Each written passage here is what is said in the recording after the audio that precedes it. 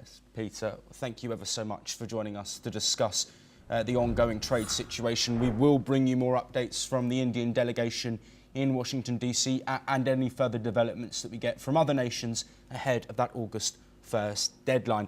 But we now move over to Israel, and the Shas Ultra-orthodox party, Benjamin Netanyahu's coalition member, has announced its departure from the government.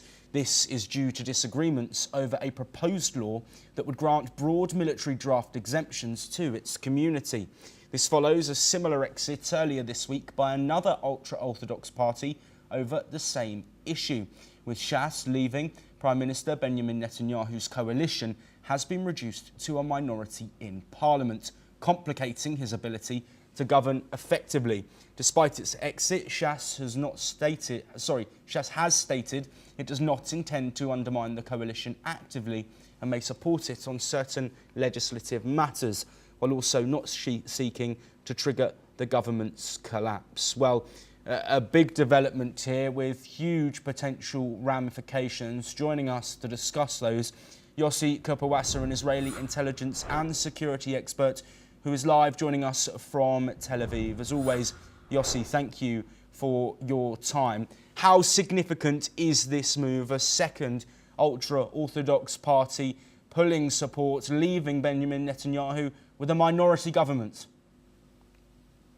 Well, it's less significant than what it seems on the surface, because this party, Shas, has decided to leave the government, but not the coalition. So they're still part of the coalition. So the coalition still has the majority, and it's going to be like that for the next 3 months, because the Parliament, the Knesset, is going to be adjourned this Wednesday, and it's not going to be working again until mid-October.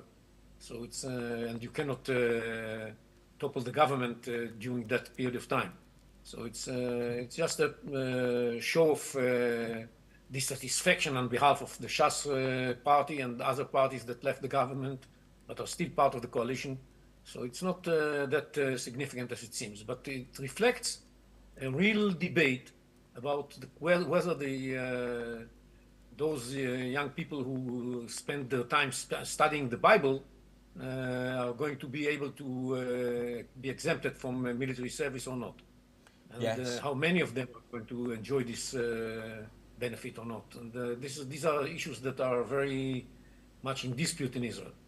Yes, Yossi, can you provide some context on the pressure that is mounting from some parts of the Israeli political scene in recent times against Benjamin Netanyahu? And how do you think that will carry forward, and what could the impact be?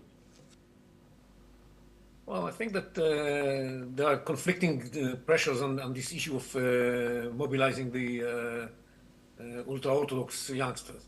And most of the public here is very much, especially as we have casualties in Gaza, most of the public says why these people don't go to the military service, why they don't join the compulsory military service. And that's something that annoys many people in the public, including within the party of the Prime Minister, including inside the Likud party. Many of the members of Knesset of the Likud party are unhappy with this arrangement, and they demand that punitive measures are going to be taken against those who are not joining the military according to the law. And this is a major dispute here. But we have now 3 months to work it out. We are close to some sort of an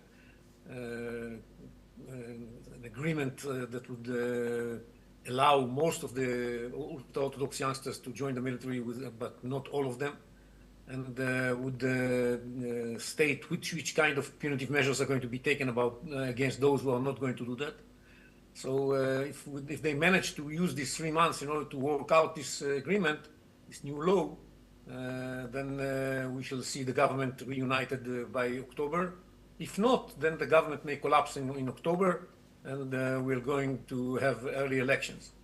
These are the main issues. But there are other pressures that the government is facing, yes, coming from the ultra-right, that is not happy with the prospects of reaching an agreement with Hamas and releasing the hostages from Gaza.